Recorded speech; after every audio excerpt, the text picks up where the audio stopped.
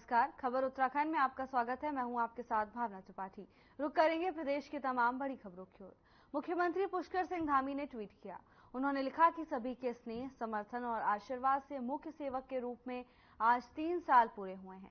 जन जन की आशाओं और आकांक्षाओं के अनुरूप इन वर्षों में देवभूमि उत्तराखंड के विकास और जन कल्याण के लिए निरंतर समर्पित होकर कार्य किया है और आगे भी इसी प्रकार प्रदेशवासियों के सर्वांगीण और सर्वस्पर्शी विकास के लिए कार्य करता रहूंगा।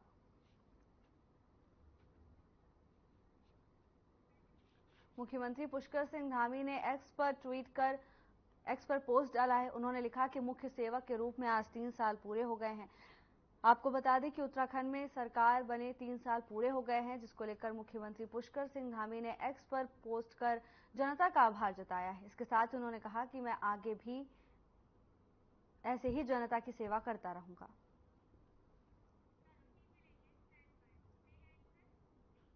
मुख्यमंत्री पुष्कर सिंह धामी को मुख्यमंत्री बने हुए 3 साल का समय पूरा हो गया है, जिसको लेकर कृषि मंत्री गणेश जोशी का बयान सामने आया है।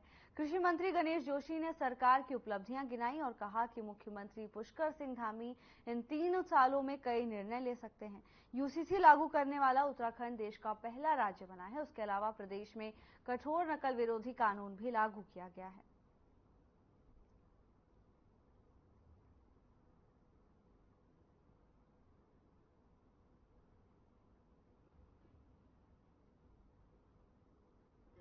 आज पुष्कर सिंह धामी जी को मुख्यमंत्री के रूप में प्रदेश का नेतृत्व करते हुए 3 साल हो गए। मैं भी लगातार 3 साल से, उससे पूर्व में तीरथ सिंह जी के साथ था और 3 साल से लगातार धामी जी के नेतृत्व में हम काम कर रहे हैं और 3 साल के अंदर कई ऐतिहासिक फैसले धामी सरकार ने लिए हैं। यूसीसी लागू करने वाला उत्तराखंड देश का पहला राज्य है। हमारी सरकार देगी। अभी तक हमने इसके माध्यम से 26 लोगों को। बद्रीनाथ और मंगलौर विधानसभा सीट पर बीजेपी और कांग्रेस दोनों ही अपने अपने दांव खेल रही है। कांग्रेस अपनी बद्रीनाथ सीट को गंवाना नहीं चाहती, वहीं मंगलौर सीट पर जीत हासिल करना चाहती है, लेकिन बीजेपी दोनों सीटों को हथियाने के मूड में है। इसीलिए दोनों पार्टी जीत का दावा कर रही हैं। बीजेपी प्रदेश अध्यक्ष महेंद्र प्रसाद भट्ट ने भी दोनों विधानसभा सीटों पर जीत के लिए तैयारी तेज कर दी है। महेंद्र भट्ट ने दावा किया कि इस बार दोनों सीटों पर बीजेपी जीत हासिल करेगी, क्योंकि दोनों सीटों पर बीजेपी के मजबूत प्रत्याशी हैं। भट्ट ने आगे कहा कि जनता सिर्फ विकास के नाम पर वोट देती है और बीजेपी विकास को हमेशा प्राथमिकता देती है, इसलिए दोनों सीटों पर बीजेपी की ही प्रचंड जीत होगी।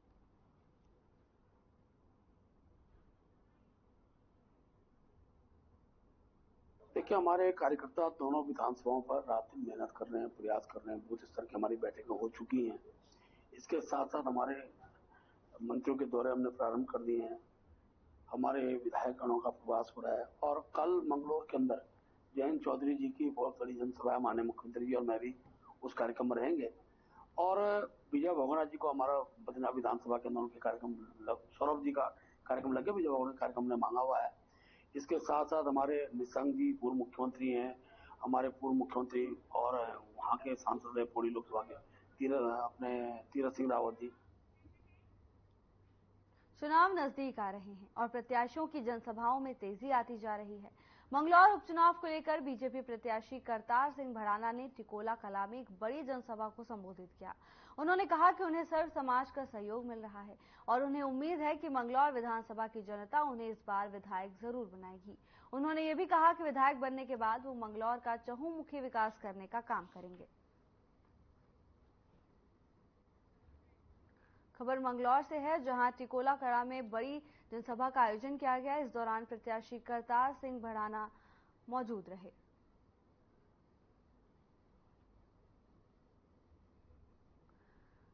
लोकसभा चुनाव के बाद अब उपचुनाव को लेकर सरगर्मियां तेज हैं। उपचुनाव को लेकर बीजेपी पूरी तरह से एक्टिव मोड में नजर आ रही है। लगातार जनसभाओं का आयोजन किया जा रहा है। आपको बता दें कि मंगलौर के बीजेपी प्रत्याशी करतार सिंह भड़ाना के पक्ष में वोट की अपील की गई। इस दौरान भारी संख्या में लोग मौजूद रहे। लोकसभा चुनाव संपन्न होने के बाद अब उपचुनाव के लिए चुनावी सरगर्मियां तेज होती हुई दिखाई दे रही हैं।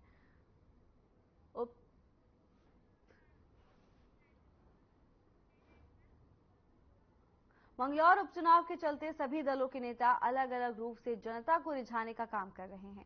बीजेपी प्रत्याशी करतार सिंह भड़ाना ने मंगलौर को बेंगलौर बनाने की बात कह डाली। उन्होंने कहा कि जनता उन्हें विधायक बनाती है तो वो 2.5 साल के अंदर मंगलौर को बेंगलौर बना देंगे। जैसी सुविधाएं बेंगलौर में है वही सुविधाएं मंगलौर के लोगों को मिलेंगी। इस बात का समर्थन बीजेपी के पूर्व कैबिनेट मंत्री स्वामी यतीश्वरानंद ने भी किया। उन्होंने कहा कि इस बार मंगलौर का बेंगलौर जरूर बनेगा। मंगलौर से बीजेपी प्रत्याशी करतार सिंह भड़ाना का बयान सामने आया है।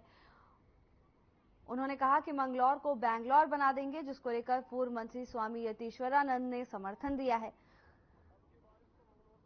उपचुनाव को लेकर लगातार सियासी प्रतिक्रियाओं का दौर जारी है। मंगलौर से बीजेपी के प्रत्याशी चुनाव को लेकर पूरी तरह से एक्टिव मोड में नजर आ रहे हैं। करतार सिंह भड़ाना की ओर से जनता को आश्वासन दिया गया है कि अगर वो चुनाव जीतते हैं तो वो मंगलौर को बेंगलौर बना देंगे। मंगलौर में भी बेंगलौर जैसी सुविधाएं दी जाएंगी। करतार सिंह भड़ाना के इस बयान का समर्थन पूर्व मंत्री स्वामी यतीश्वरानंद ने किया है। चुनाव करीब है और सभी दलों के नेता अपनी अपनी जनसभाएं करके अपने लिए वोट मजबूत करने में लगे हैं। मंगलौर विधानसभा के गांव नारसन कला में कांग्रेस नेता काजी निजामुद्दीन ने एक बड़ी जनसभा कर सर समाज के लोगों से अपील की और कहा कि वो बीजेपी के बहकावे में ना आए और ज्यादा से ज्यादा तादाद में 10 जुलाई को मतदान करें, क्योंकि बीजेपी के लोग इस बार खुलेआम चुनाव में गड़बड़ी की बात कह रहे हैं।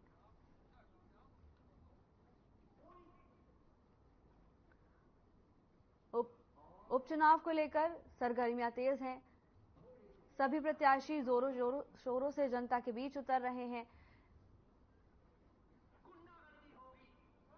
कांग्रेस भी लगातार जनसभा का आयोजन कर रही है। इस दौरान उन्होंने मंगलौर प्रत्याशी के लिए वोट की अपील की। लोकसभा चुनाव के बाद अब उपचुनाव की तैयारियां तेज हैं। बीते कई दिनों में उत्तराखंड में महिला अपराध के कई मामले सामने आए हैं। हरिद्वार जिले में एक नाबालिग लड़की के साथ दुष्कर्म का मामला सामने आया है, तो वहीं चंपावत में भी नाबालिग लड़की के साथ दुष्कर्म का मामला सामने आया है, जिसको लेकर उत्तराखंड महिला कांग्रेस की प्रदेश अध्यक्षा ज्योति रौतेला के नेतृत्व में महिला कांग्रेस ने पुलिस मुख्यालय का घेराव किया, जहां भारी पुलिस बल ने उन्हें पुलिस मुख्यालय से पहले ही कनक चौक पर बैरिकेडिंग लगाकर रोक लिया। वहीं इस मामले को लेकर कांग्रेस की प्रदेश अध्यक्षा ज्योति रौतेला ने कहा कि उत्तराखंड में लगातार महिलाओं के प्रति अपराध बढ़ रहे हैं, लेकिन सरकार अपराधियों को संरक्षण देने का काम कर रही है। ज्योति रौतेला ने कहा कि जिसने भी दुष्कर्म किया है उन्हें फांसी की सजा दी जाए और साथ ही उन्होंने कहा कि अगर उनकी मांगे नहीं मानी जाती तो वो प्रदेश भर में मुख्यमंत्री का पुतला दहन करेगी। खबर देहरादून से है, जहां लगातार महिलाओं के साथ हो रहे अपराधों को लेकर पुलिस प्रशासन एक्टिव मोड में नजर आ रही है। पुलिस का कहना है कि अपराधियों को सजा दी जाएगी, तो वहीं बढ़ रहे क्राइम को लेकर महिलाओं ने प्रदर्शन किया। इस दौरान उन्होंने आरोपियों को फांसी दी जाने की मांग की है।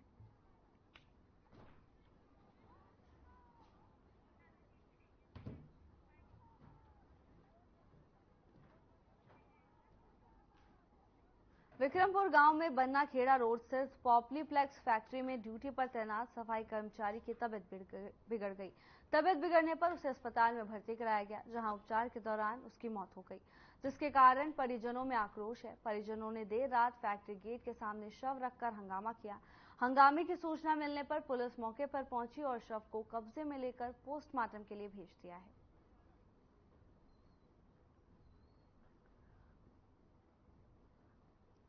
पॉप्लेक्स फैक्ट्री में तैनात कर्मचारी की मौत हो गई, जिसके बाद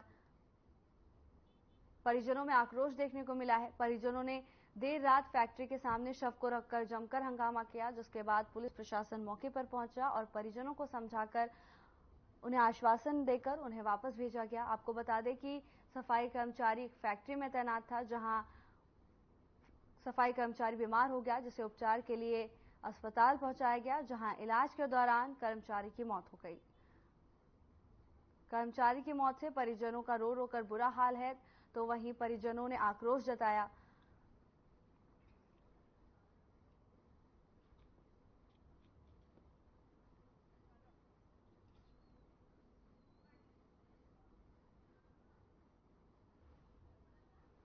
दिनांक जो है 3/7/24 को पॉलीप्लेक्स फैक्ट्री के HR श्री जन तिवाड़ी द्वारा सूचना दी गई थी। फैक्ट्री में कार्यरत सफाई कर्मचारी संजीव कुमार, उम्र 32 वर्ष की, रात्रि में तबियत बिगड़ गई थी, जिन्हें हायर सेंटर ले जाते समय मृत्यु हो गई। ये नाइट शिफ्ट में कार्यरत संजीव कुमार है इनका नाम। ये पॉलीप्लेक्स प्राइवेट लिमिटेड में नाइट शिफ्ट में काम करते थे, यहाँ पर हाउसकीपिंग का। इन्हें रात 2:30 बजे की शिफ्ट में जब ये आए थे सी शिफ्ट में, तो इनकी तबीयत खराब हो गई थी। यहाँ से ले जाके कोई भी ध्यान नहीं दिया गया। यहाँ पर कोई फैसिलिटी यहाँ पर अंदर नहीं मिली कंपनी में उन्हें। रात में वर्कर की तबीयत खराब होती है, फैसिलिटी तो मिलनी चाहिए, गवर्नमेंट की फैक्ट्री है ऑथराइज। ऐसा था, ये इस कंपनी में काम करते थे। इस कंपनी का नाम मेरे को शायद अच्छे से पता नहीं, पॉलीप्लेक्स है। और ये ना यहाँ रात 9 बजे ड्यूटी पे आते हैं। ड्यूटी पे आने के बाद में 2:30 बजे इनके साथ ये हादसा हुआ है। 2:30 बजे इनको ये कह रहे हैं दिमाग की नस फटी है, 2:30 बजे लगभग। और इन्होंने हमें 3:30 बजे 3:45 पे यहाँ से इन्होंने रेफर कर दिया, और किसी हॉस्पिटल में ढंग से इन्होंने इसका ट्रीटमेंट नहीं कराया। हाथरस में हुए हादसे के बाद उत्तराखंड पुलिस सतर्क हो गई है। पुलिस मुख्यालय की ओर से सभी जिलों के कप्तानों को SOP बनाने के निर्देश दिए हैं। ADG कानून व्यवस्था AP अंशुमान ने अधिकारियों की बैठक ली। इस दौरान उन्होंने सभी जनपदों को भीड़ प्रबंधन और सुरक्षा को लेकर SOP तैयार करने के भी निर्देश दिए। इन SOP के आधार पर मुख्यालय राज्यभर के लिए एक विस्तृत कार्य योजना तैयार करेगा। साथ ही यह भी कहा कि भीड़ NOC से पूर्व कार्यक्रम स्थल की भली भांति जांच के लिए सभी थानेदारों को अच्छे से ब्रीफ कर लिया जाए। ADG अंशुमान ने जनपदों में हर साल होने वाले सभी मेले, त्योहारों और अन्य अवसरों पर आयोजित होने वाले कार्यक्रमों का वार्षिक कैलेंडर तैयार कर उसके अनुरूप समय से आवश्यक पुलिस प्रबंधन करने के भी निर्देश दिए। इसके साथ ही बिना अनुमति के आयोजित होने वाले कार्यक्रमों के आयोजकों के विरुद्ध नियमानुसार वैधानिक कार्रवाई को भी कहा गया है।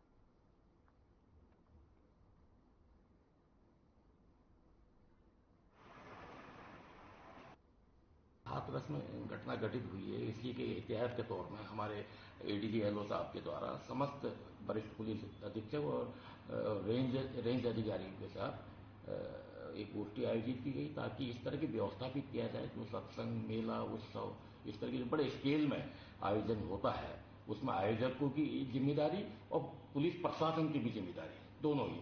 और जो परमिशन दिया जाता है अनिवार्य रूप से अनुमति लिया जाए। अनुमति लेने से पहले जो स्थानीय जो पुलिस अधिकारी है, जैसे थानाध्यक्ष है, उनकी ओर से आख्या जाती है। तो जो कार्यक्रम आयोजन स्थल है उसमें उसकी क्षमता, उसके पार्किंग की स्थिति और कितनी भीड़ उसमें आ सकती है। साथ ही आयोजक से ये भी पूछा जाए कि कितने लोगों की, श्रद्धालुओं के आने की संभावना है।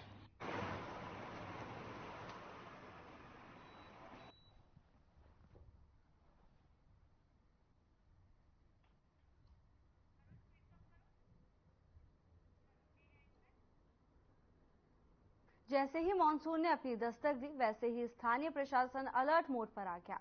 पहाड़ी क्षेत्रों में हो रही बारिश से मैदानी क्षेत्रों की नदियां नहर उफान पर आ जाती हैं और कई आशियानों को अपने आगोश में ले लेती हैं। इसी खतरे को गंभीरता से लेते हुए काशीपुर प्रशासन ने अपनी तैयारियां पूरी कर ली हैं और बाढ़ चौकियों, राहत केंद्र बनाकर कर्मचारियों को तैनात कर दिया गया है। पिछली बार बरसात में अपना भयावह रूप धारण करते हुए ढेला नदी के किनारे बसे लगभग 8 मकानों को ध्वस्त कर दिया था। लोगों ने कई बार सिंचाई विभाग को सचेत किया कि भू कटाव के चलते लोग के मकान ढेला नदी के आगोश में आकर ध्वस्त हो जाते हैं, जिससे लोगों को काफी नुकसान का सामना करना पड़ता है।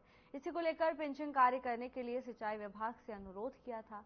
सिंचाई विभाग ने पिंचिंग कार्य तो शुरू कर दिया, लेकिन ये काम काफी देर से शुरू हो पाया। हालांकि प्रशासन का कहना है कि टीम लगातार मॉनिटरिंग कर रही है।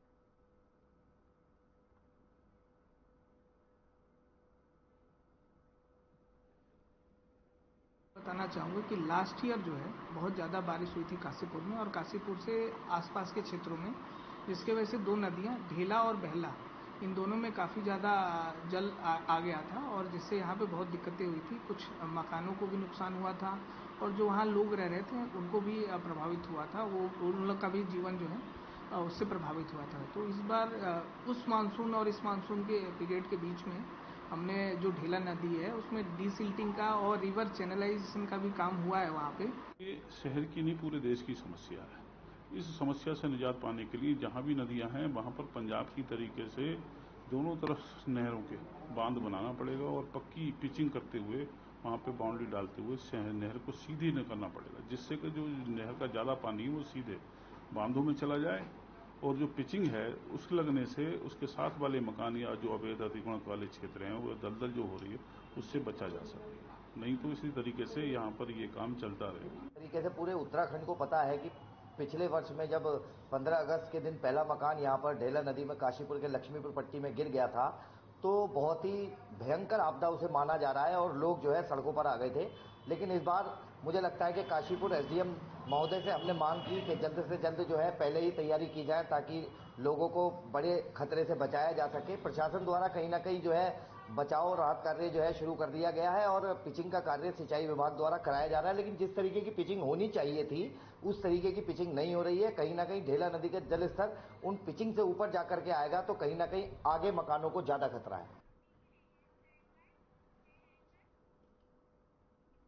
जोशीमठ ब्लॉक का पगनो गांव पिछले साल अगस्त से भूस्खलन और दरारों का दर्द झेल रहा है। बड़ी बात यह है कि मानसून के शुरू होते ही एक बार फिर से पगनो गांव की मुसीबत बढ़ चुकी है। यहां लगातार पहाड़ियों से मलबा गांव तक पहुंच रहा है, जिस वजह से पगनो गांव में एक बार फिर से अफरा तफरी का माहौल बन चुका है। ग्रामीणों के घरों में मोटी मोटी दरारें पहुंच चुकी हैं। पहाड़ों का मलबा लोगों के लिए मुसीबत बन चुका है। ग्रामीण पूरी तरह से डरे सहमे हुए हैं और सुरक्षित स्थानों पर अपनी जान बचाने के लिए भाग रहे हैं। ग्रामीण शासन प्रशासन से गुहार लगा रहे हैं कि उनकी मदद की जाए, लेकिन अभी तक कुछ भी कार्रवाई नहीं हो पाई।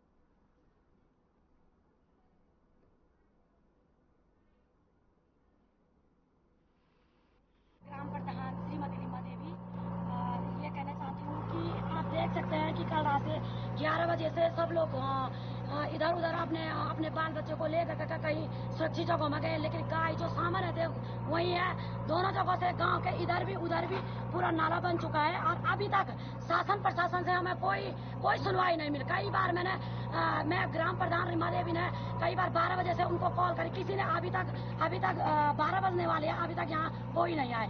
तो मैं सरकार से यही निवेदन करती हूँ कि जल्दी से जल्दी हमारा विवाद विस्थापित किया जाए।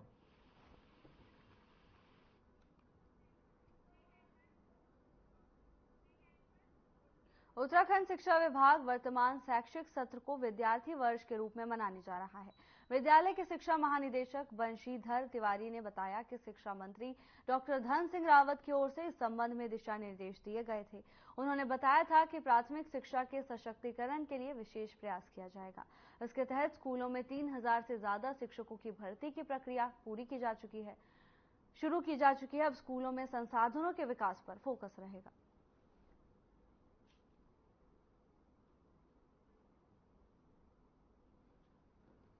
बिल्कुल, और माननीय मंत्री जी ने इसमें देखिए सभी लोगों को स्पष्ट निर्देश दिए हैं कि जो विद्यालय शिक्षा विभाग है वो विद्यार्थी केंद्रित होना चाहिए।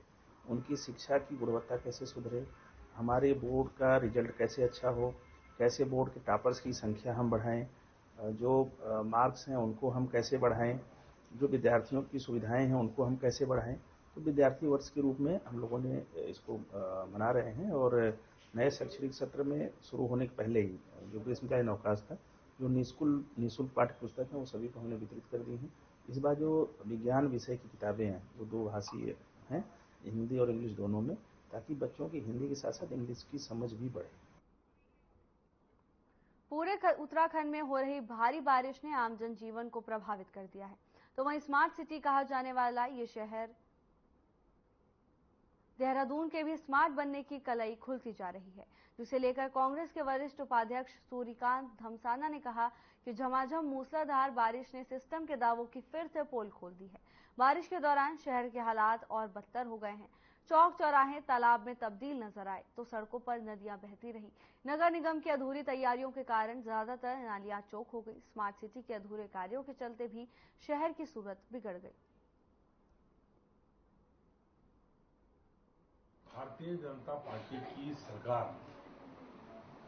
पिछली सरकार भी और ये वाली सरकार भी, स्मार्ट सिटी के नाम पर जिस प्रकार से इन्होंने ढिंढोरा पीटा, स्मार्ट सिटी के नाम से जिस प्रकार से पूरे देहरादून को राजपुर रोड से लेकर के, सुभाष रोड से लेकर के, इसी रोड से लेकर के, हरिद्वार रोड से लेकर के, सहारनपुर रोड से लेकर के, सहस्त्रधारा रोड से लेकर के, रायपुर रोड, कोई सड़क मुख्य मार्ग शहर का ऐसा नहीं रहा जिसको इन्होंने खोदा ना। मॉनसून से लोगों को गर्मी से राहत मिली है, लेकिन भारी बारिश के चलते जल भराव की स्थिति भी बन जाती है। तो वहीं मौसम की करवट का असर लोगों के स्वास्थ्य पर भी देखने को मिलता है। ऐसे में प्रशासन का अलर्ट होना बेहद जरूरी है।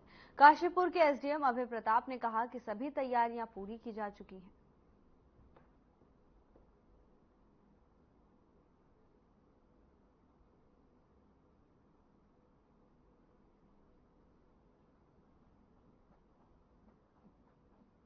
बताना चाहूँगा कि Kashipur last year monsoon season में बहुत ही ज़्यादा संवेदनशील हो गया था। हमारे दो क्षेत्र मेन हैं, एक हमारा लक्ष्मीपुर पट्टी है और दूसरा है हेमपुर इस्माइल। इन दोनों क्षेत्रों में पिछले वर्ष बहुत ज़्यादा नुकसान हुआ था। तो सबसे पहले हम इन क्षेत्रों में सिंचाई विभाग की तरफ से, नगर निगम की तरफ से, राजस्व विभाग की तरफ से और PWD की तरफ से हर विभाग से जो काम हो सकते थे वो सारे कराए गए हैं। इसके अलावा वहाँ के लोगों को जागरूक भी किया जा रहा है और जो हमारा राहत बचाव केंद्र है वहाँ पे हमने सारी तैयारियां कर ली हैं। इसके अलावा जो हमारी पटवारी जो चौकियाँ बनती हैं, ये बाढ़ कंट्रोल चौकियाँ, वो भी एक्टिवेट कर दी गई है। उधम सिंह नगर में युवती से अश्लील बातचीत करने के मामले में निलंबित पंतनगर थाना प्रभारी राजेंद्र सिंह डांगी की गिरफ्तारी की मांग को लेकर कांग्रेसियों ने बारिश के बीच एसएसपी कार्यालय के बाहर धरना दिया। साथ ही किच्छा विधायक बेहद ने इस मामले में एसएसपी मंजूनाथ टीसी की भूमिका पर भी सवाल खड़े किए और एसएसपी को इस जांच से अलग करने की मांग की। इसके साथ ही उन्होंने कहा कि एसएसपी भ्रष्टाचार को संरक्षण देने का कार्य कर रहे हैं। तो हम एफआईआर की मांग कर रहे हैं और जो एसएसपी को इससे अलग किया जाए जांच से, क्योंकि एसएसपी की नीयत ठीक नहीं है। जो भ्रष्टाचार या कप्तान की नाक के नीचे फैला हुआ है, कौन नहीं जानता, कौन नहीं जानता कि कितना भ्रष्टाचार है इस कप्तान के रहते हुए। कप्तान ने कभी भ्रष्टाचार को रोकने के खिलाफ मुकदमा कायम नहीं हो रहा। अगर यही हालात रहे तो हमें मुकदमा कायम कराने के लिए खुद अपने कदम आगे बढ़ाने पड़ेंगे। वैसे तो सीओ को जो बयान दिए हैं उसके आधार पर मुकदमा कायम होना चाहिए, नहीं तो हम बड़ा आंदोलन चलाएंगे।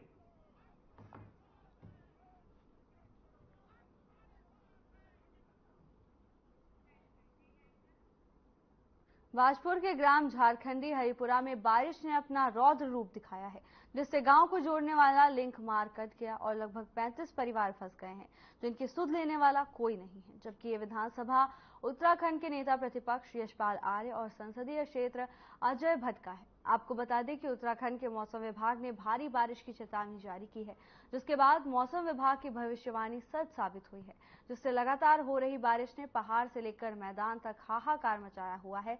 वहीं इस समय लोग भूखे मरने की कगार पर हैं।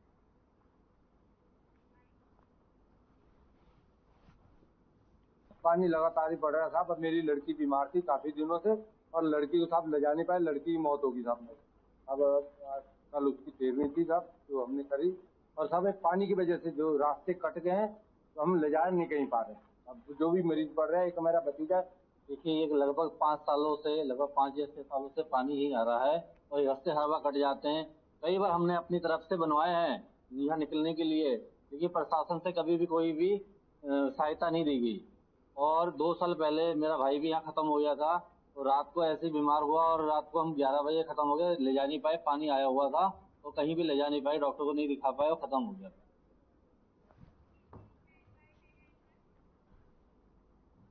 चंपावत में भारी बारिश देखने को मिली। बारिश के कारण पूर्णागिरि धाम में श्रद्धालुओं और स्थानीय दुकानदारों को दिक्कतों का सामना करना पड़ा। लगातार बारिश होने से पूर्णागिरि मंदिर और मुख्य मार्ग में लगे सीसीटीवी तकनीकी खराबी होने से बंद हो गए, तो वहीं बिजली और मोबाइल नेटवर्क भी समस्या बनी रही।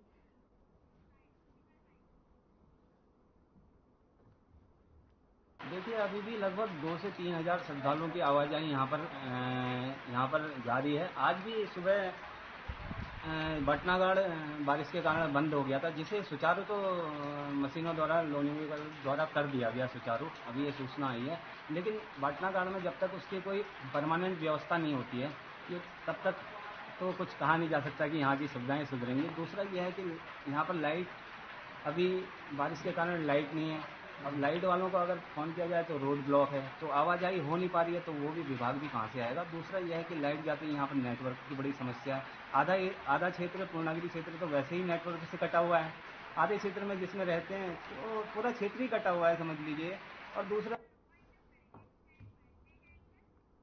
फिलहाल के लिए बस इतना ही। जल्द हाजिर होंगे नई अपडेट्स के साथ। नमस्कार।